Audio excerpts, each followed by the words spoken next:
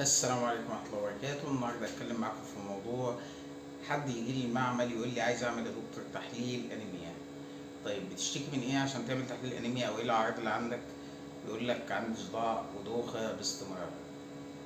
الاقي تحليل انيميا مظبوط. طيب ايه السبب؟ المهم لما اقعد اتكلم واسال شوية اسئلة يطلع السبب من الرقبة. الرقبة هي السبب. لو انت عندك فقرات الرقبة فيها خشونة او فيها التهاب او انزلاق غضروف في الرقبة، الحاجات دي بتأثر على العصب او على الاعصاب، مجموعة الاعصاب اللي بتغذي الراس والمخ وحتى لحد عينيه وعضلات الوجه.